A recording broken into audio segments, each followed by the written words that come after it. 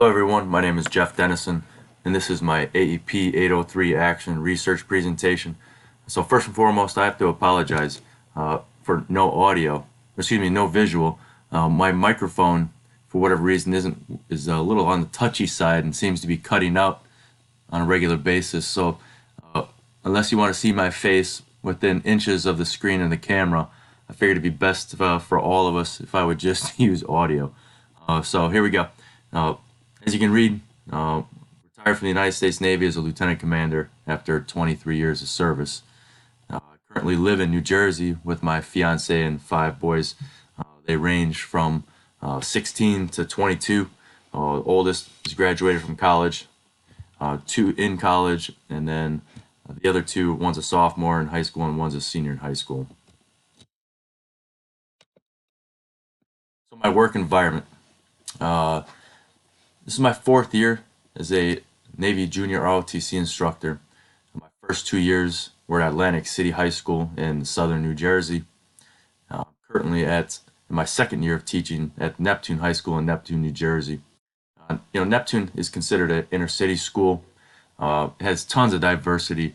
It's kind of unique. I call it a shore community because it is blocks from the ocean. It's you know the um, it depends where you are. You can go from multi-million-dollar mansions on the shore and walk 10 blocks inland, and next thing you know, you're walking through little bungalows and lower income neighborhoods. So there are a lot of private schools locally, our student enrollment is dwindling quickly. A lot of the kids are going to private schools. Uh, Bottom bullet there. I love being a teacher. I really do. I enjoy it. I feed off the kids. If it wasn't for all the extra paperwork or requirements to being a teacher, it's the student growth objectives, it's the professional development plans. I understand lesson plans. Not a problem. PLCs. Working with your colleagues to collaborate. Coming from the military, everything is result based. If there's a process in place, and it doesn't work, well, guess what? It gets canned. We're not big fans of doing things just for the sake of doing them. For example, student growth objectives. To me, I don't see the results. I don't see the purpose of doing it, so I do it. Coming from the military, I really struggle with that on a daily basis. A little fun facts here. I was born and raised in Wisconsin, blocks away from Lambeau Field. So yes, I'm a diehard Packers fan. Always will be. I joined the military at the age of 17, and I left for boot camp shortly after graduation. While on active duty, I worked on my bachelor's degree. It took me about 5 years, but on the weekends, waking up early, cup of coffee while everybody's still sleeping, I was able to knock it out. My 5 boys, as I stated earlier, range from 16 to 22. The 3 middle boys are all 18 within 1 month of each other. 2 of them are twins. But yeah, when they went and got their driver's license, that made for an interesting time in this house. Looking to get my master's degree, obviously to become a better teacher, but look, bottom line, it's all about the money. And then last but not least, anything with the outdoors. I enjoy hunting, I enjoy fishing. Basically, that's my sanctuary, that's my peace and quiet. That's where I go to reset. Action research. I'm not going to read the slide, but basically, action research is about me as a teacher and being honest with myself about my instructional abilities and my techniques. It's always room for improvement. That to say the least. It's you don't always have the opportunity. You have observations for people to come in and tell you what you're doing good and what you're doing wrong, but a lot of times they don't give you the honest truth. Everybody wants to be the nice guy. That's if you do action research correctly, you self-critique and with input from the students, and then you make yourself a better teacher, hopefully. All right, the purpose. So the purpose of action research is to see how I can improve the classroom environment, basically, while the students actively participate in the problem-solving research and discussions. There are four types of action research. The technically you test out I guess it would be like a particular intervention. Uh, Practical, you try to improve your abilities by using other people's experience and knowledge. Maybe it's how another teacher teaches in history class or English class that's effective. You can utilize their techniques. Emancipatory, with this, it's team effort. And basically, the power resides with the group, or in this case, the students. And then, last but not least, participatory.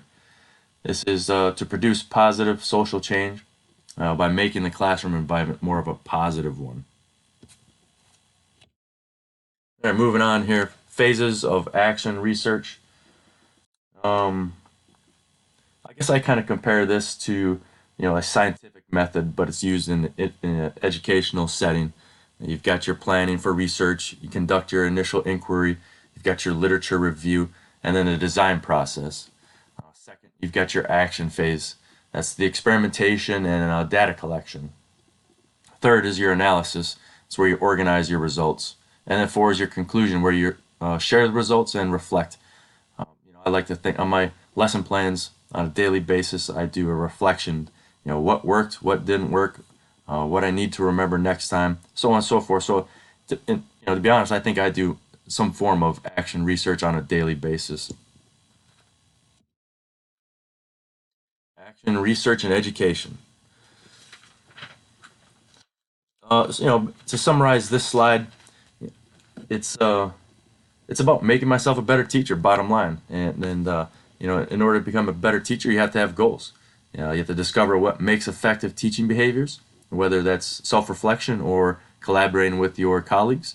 You've got helps make expert teachers. If that's what your goal is to become an expert teacher, there's always room for improvement. Discover what needs to be changed, whether it's your delivery method or how you're teaching. Um, Need more interactive activities, whatever the case may be. And then, of course, you provide school support. You've got action research versus traditional research. So for action research, it's active involvement in you, the students, and it's individual results. It's not a it's a case by case basis. Depends on how you teach and what you teach. You've got your classroom and of course your self-reflection. So for traditional research, it's not actively involved. You stand up there and um, you just lecture away and off you go. And it's got consistent results for traditional research, and then they've got laboratory and no self-reflection. Common problems, uh, yeah, it's difficult and it is very time consuming. Stressful kind of depends on you and not able to generalize data. Biggest thing for me was the amount of time that it takes. As I did this research, kept thinking to myself, when exactly am I going to do this?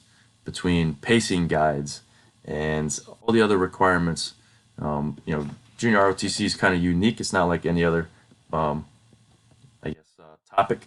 We've got drill teams and inspections, a lot of additional responsibilities. Now, being the first one at school and the last one to leave, it's all my time is taken up with, being a teacher, and having the ability to conduct action research might be a little bit more difficult. How can action research help me? Um, yeah, I mean, it'll empower my students and myself. I can work with the students to improve learning environment, and then the acquisition of knowledge, and then of course hopefully a social change. Teachers' performance. It's you collaborate with the students to solve problems in the classroom if there are problems, and then it promotes self-reflection and improvement to improve teaching skills. Student learning. This empowers students to help them feel like they're a part of the process and the solution. They're not just sitting there in receive mode. They're kind of, I guess, helping out. Increased learning. It helps them with their problem solving skills, which is something that kids nowadays definitely need to work on. It promotes teamwork. They get to work together. active participation. So instead of just sitting there and listening or acting like they're listening, they actually get to participate. And then end result, hopefully, is that increased test scores. How are these components beneficial? I'm not going to read each component. You read it yourself. But basically, it comes down to each component contributes to the process of action research, and in a more, I guess, detailed outline, allowing for innovation, problem solving, teamwork, and of course, it helps the students reach their full potential. Here are my references, and that concludes my presentation. And again, I apologize for no video and just the audio. Look forward to my next module.